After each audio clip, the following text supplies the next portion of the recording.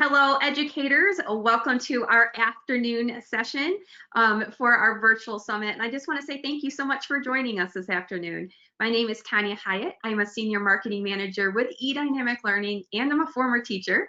So I'm really excited and proud to kick off this workshop titled Setting Up a Virtual Workspace to Connect with Your Students. So with me today, that subject matter expert on this topic is Michael Rodriguez, who is a high school computer science and game design teacher for the Salinas Union High School District. With over 12 years of experience in educational technology, working as a computer technician for multiple school districts, he brings a unique perspective to teaching both in the end user experience as well as the technical side of applications and EdTech solutions. He also currently works as a subject matter expert writer for eDynamic Learning, an instructor for Future Citizens Foundation, and creates technology-related tutorial videos on YouTube.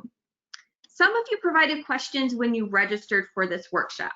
So after the presentation, if time permits, that 25 minutes goes very fast, then I will throw out a couple of questions for Michael to answer. With so many of you on the virtual call today, you will remain on mute, but feel free to chat in any questions. If you look over to the sidebar there in your GoToWebinar control panel, you'll find a questions panel that you can chat in questions. And like I said, if time permits, I'll throw some out to Michael to answer. But if we do run out of time, then don't worry, we'll do a follow-up for you. So with that being said, I'm going to go ahead and welcome Michael. Thank you so much for your time this afternoon, and I'm going to let you take it away from here. Awesome. Hello, everyone. So after that wonderful introduction, I think she pretty much took care of my next slide here. We're going to get started on setting up virtual workspaces to connect with your students. And what I mean by this is not just setting up your obviously your desk and your background and your computer, that's a given, but how to set up a non-distracting area and an interactive area for your students to not only watch, but learn and work alongside you. So before we get into it too in depth, let's learn a bit about me. I know you guys heard quite a bit about me earlier, but we have doggos in this one, so it's worth it. So my name is Mike Rodriguez, and some know me as Mike the Tech Online. I'm a computer science and game design teacher for SUHSD. I was a computer technician for over 10 years for school districts, and I ran my own business for quite some time doing business or helping businesses with IT solutions and business marketing solutions. I currently work as a writer for eDynamic Learning and make YouTube tutorials on the side. I live with my fiance and have 2 dogs, Kitchenette and Cerberus, and you can see them above. They're super spoiled and cute. So what we'll go over today is basically 2 separate areas: the basics of virtual workspaces, which we'll talk about kind of the common sense stuff like backgrounds, lighting. We'll talk about some webcam choices and why you might choose one over another, and as well as microphone choices and see why you would choose one over the other, as well as price points. Some of the advanced topics we're going to go into are using the actual applications for background removal. So we're going to be looking at Logitech Capture, integrating Google Classroom into your teaching, different background removal techniques, and recording your lessons and adding annotations and things like that. So just getting started, we're going to talk about backgrounds. You may recognize that background there. You have a few options with your home office background that we'll be looking into. Actual office areas, like the one you see, blurred backgrounds, background replacements, and background removal. The first thing you're going to want to think about if you're using your home's office as a natural background, you want it to be fairly flat and distraction-free. I know it might be tempting to go maybe YouTuber style and put a bunch of different knickknacks on your wall and make it look really nice and a bunch of pictures of your dogs and kids and all this stuff. But that can actually be distracting, and if they're trying to see what's on your wall, it might not make for a great learning environment. Similarly, and I'm kind of breaking this rule, my dogs are asleep right now, but they could easily wake up at any point and start running around the house, and I'd probably have to pause for a moment to take them outside. So if you have an area where it's kind of secluded and away from that kind of noise, that would be ideal. Some examples would be a clean wall or whiteboard, perhaps with a few framed items hanging. If going with something more visually interesting, you could consider a bookshelf or other type of feature. But again, you want it to be interesting but not distracting. So that's where we might go into blurring our backgrounds and things like that. So taking a look at some of these images, we can see that a slight blur can do wonders for quality. And a lot of webcams can actually do this without any extra software or anything. They're just able to adjust the focus and really bring in a bit of blur. But for those webcams that aren't able to do that, we're actually going to look at some software that is able to do that for you, as well as get rid of backgrounds and blur backgrounds. So I can actually open up one of those pieces of software right now. This is called VCam. And let's go ahead and open up the webcam. So I have my cell phone webcam here, and I can easily blur my background, or I can actually remove my background and have a virtual green screen kind of thing. This software works with any webcam, not just the new ones that support specifically removing your background. This should work with any green screen, I mean, not green screen, any webcam without a green screen, because it's all software based. So this is really useful. You can also add your own custom backgrounds in case you want to make it look like you're in the Avengers base or something. But aside from that, let's go to our next slide and talk about lighting. So lighting is definitely not something most teachers consider when putting together lesson plans. However, good lighting can make a world of difference to your webcam's image quality and ensure a professional looking broadcast. For lighting, front lighting is most important. Consider the window placement and natural lighting placement. If you teach when it's usually sunny, a window would be a great source of natural light. But generally, windows are avoided as natural light can change throughout the day, especially if you're using like a green screen or something where natural light is going to change that shade of green and it's going to affect your background. Excuse me. So you may want to consider purchasing an LED light kit or bulb for use in an existing lamp. A lot of bulbs that are CFL lamps will actually fit in standard sockets. So you're able to buy a specialized photography bulb and just place it in your regular desk lamp and it would work fine. I've also found various inexpensive LED lights that can be used as spotlighting as well. One thing that you're going to want to take into effect when choosing your lights is temperatures. Different bulbs fall into different color temperatures. Most light bulbs are in the 2,000 to 4,000 K range. And what that means is they're very yellow. What you want to find is something between 5,000 and 6,000 Ks. I believe it's like Kelvin units or something. But between 5,000 and 6,000 is kind of the sweet zone for a nice white light that accentuates all the colors in the room. Anything higher than that tends to get a little bluer. So this is what you'll normally see in photography lighting and things like that is 5,200 K bulbs. But one thing you want to consider is while you don't need a 3-point lighting kit, you do want to make sure that the scene is well lit, just because webcams will tend to lag if they have to do light compensation in the background. Speaking of webcams, let's talk about our webcam choice and setup. You'll generally want to avoid using your computer's built-in webcam. These are almost always low resolution and low frames per second. Thankfully, there are many inexpensive options to choose from. Remember, since your webcam will usually be in a small window, you're not going to need 4K or even a full 1080p most of the time. A 720p webcam will do fine, though of course, higher is always better. The most popular webcams are the Logitech C series. I use the C920, for example. If you can afford a higher resolution camera, it'll help your overall quality and background removal if you plan to go that route. If you're not sharing your screen, your phone's also an excellent alternative. If you use a small tripod mount, you can mount your phone on the tripod and have a really high quality, sometimes even 4K recording or broadcast. So that's very, very useful. So we want to go into configuring the webcam once you've actually chosen one. There are some settings that all webcams have in common, and you're going to want to take a couple of these into account, especially when broadcasting, because it can affect your quality as well as background removal.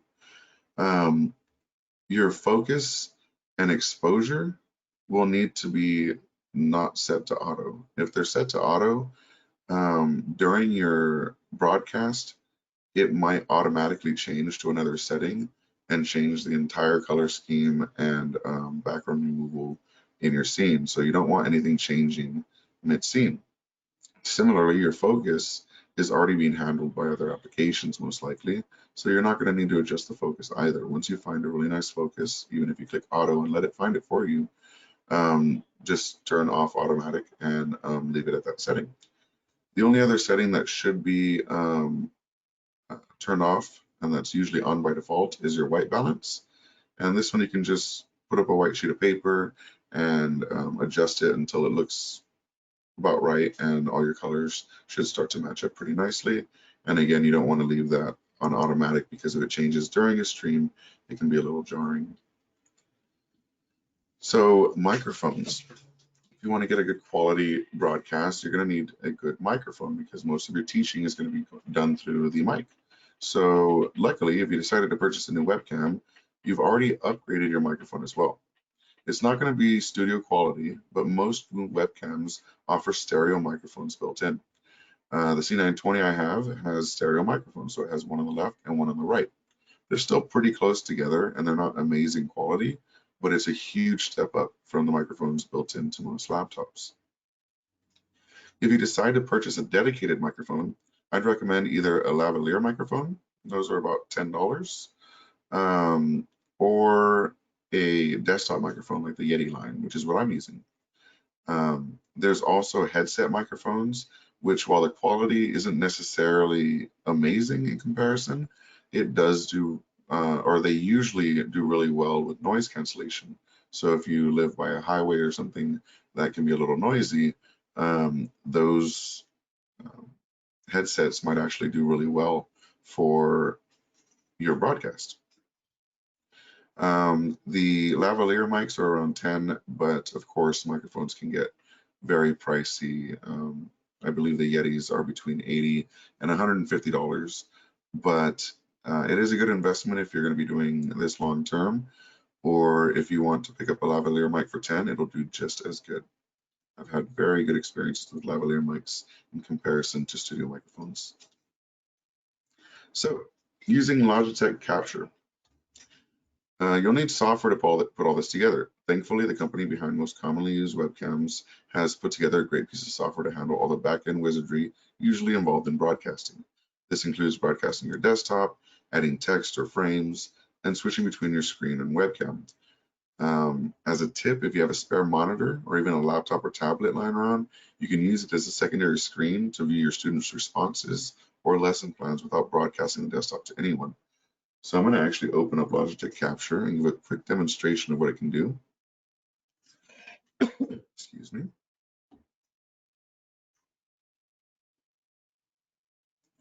So here is my webcam.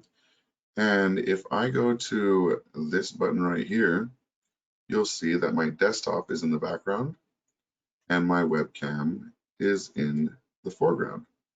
And I can switch between them whenever I want. I could show my webcam full screen, I could show my desktop full screen, or I could show both like this.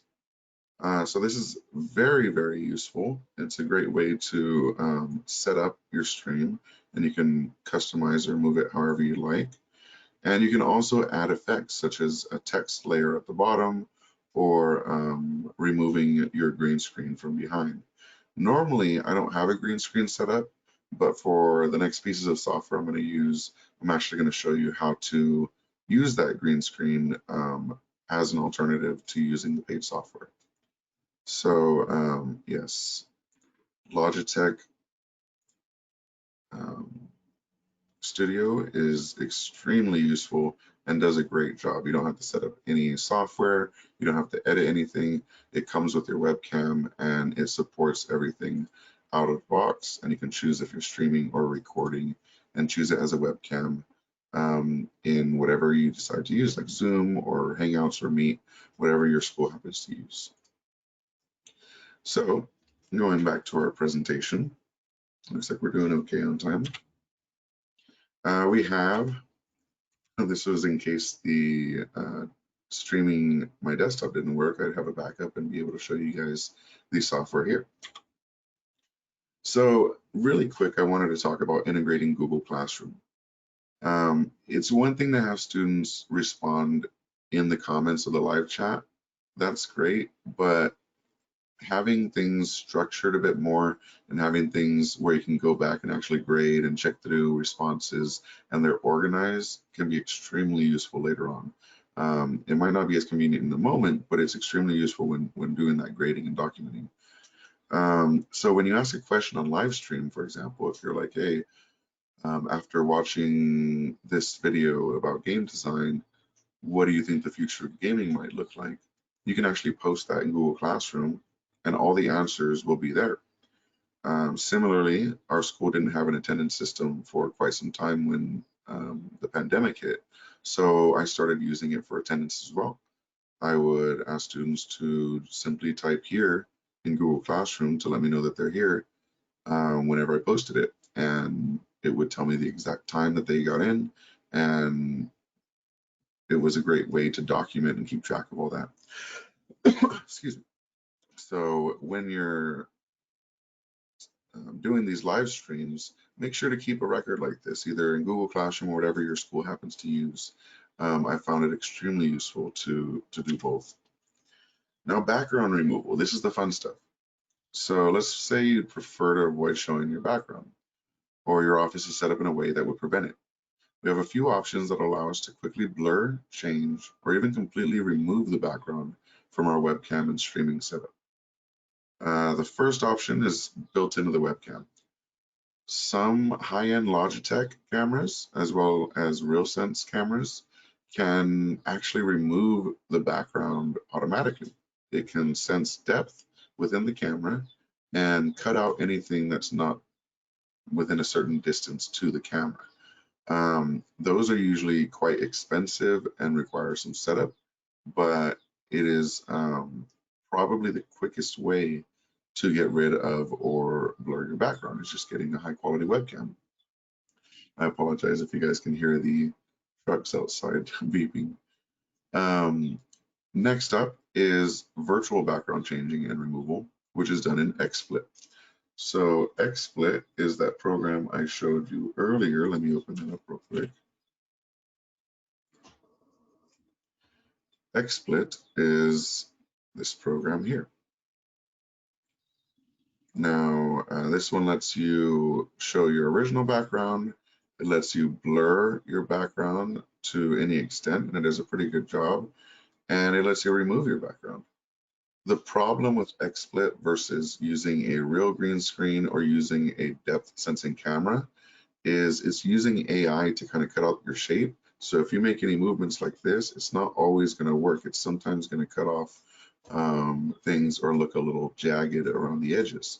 So you're going to want to keep that in mind, that it's not perfect, and you can usually tell when you're using VCam as opposed to using a regular camera that can remove your background or a real green screen.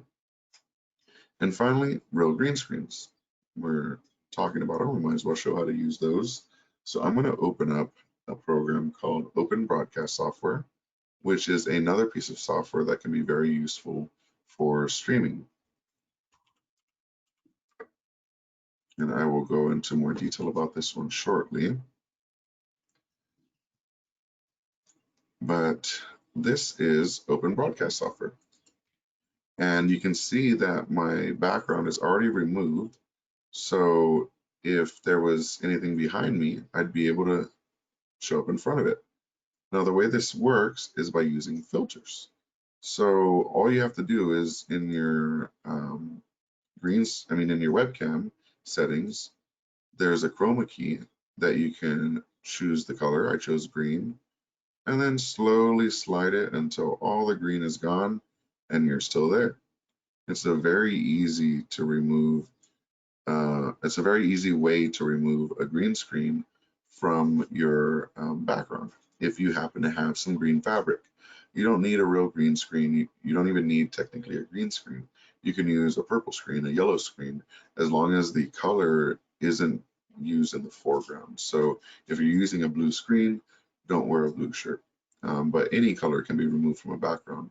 And you can already see that the quality of using the green screen is so much better than using webcam or things like that. And we'll go back to OBS in just a bit.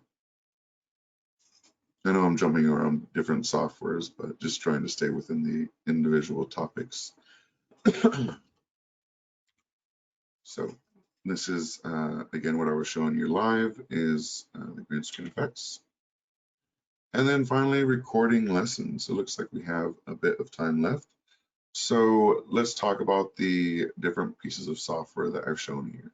So Logitech Capture is absolutely free and comes with your webcam. What you see is what you get.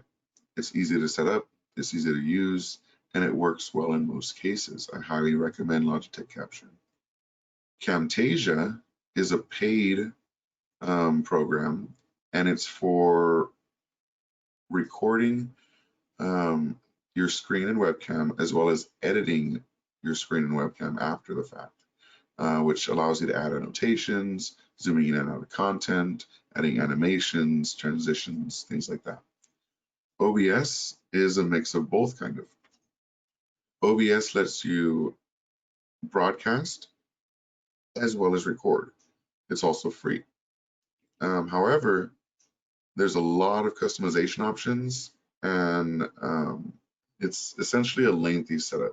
You're going to have to create your scenes, add different assets to the scenes like your screen and webcam, and you're going to have to do a little bit more work to get it looking nice and looking how you want it to look. But it's going to be set up that way from then on, and you won't have to touch it again. It saves automatically. You can bring it up whenever you need to record, and once it's set up, it's going to work great. So you want to consider between those three, which one would be best for you.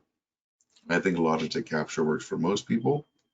Camtasia is great if you record a lot of tutorials, and OBS is just a fun program to get into after you've already used Logitech Capture and are comfortable with it.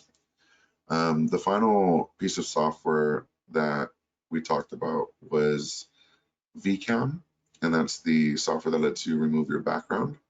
And that software, I believe, is about $20. So it's kind of a toss-up if you want to use a virtualized way of removing your background, a digital way of removing it, which is the webcam itself, or a physical way of removing it, which is using a green screen and removing that.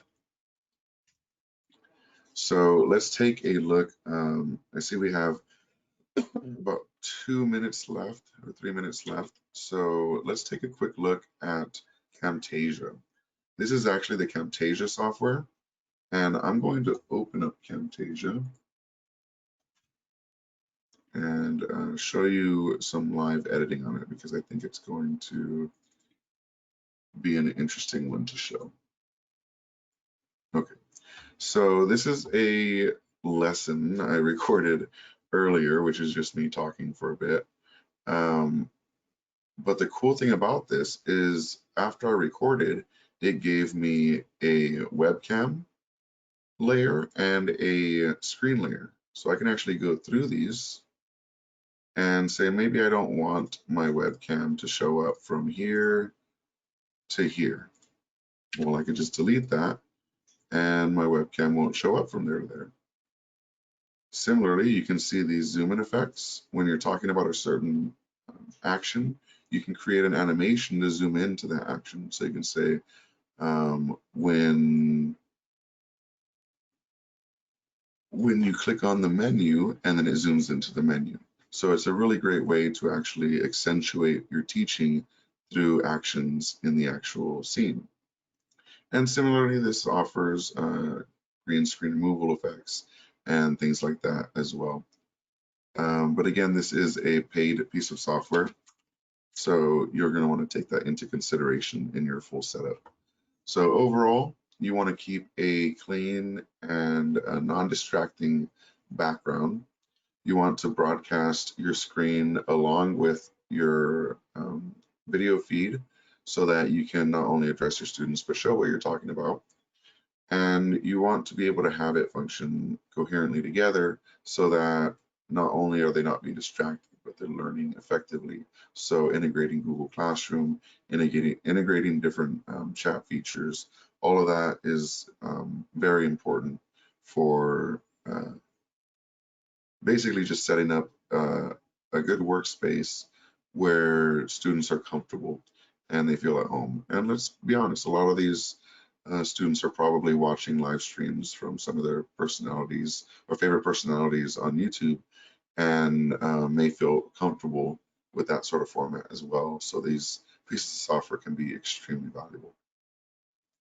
I believe that's my time. Absolutely. That was awesome, Mike. Thank you so much. This was fantastic. So seriously, how many of you out there have already got your reels are spinning? I know mine are. I'm super excited. Yes, I will be rewatching this recording. And yes, you will also have this recording in a follow-up email. So just to let you know. I know I jumped around a lot in there, but I'm happy to answer any questions. A lot. And you know what, that actually brings me to my next point, is we did have some questions come in, but unfortunately we are out of time.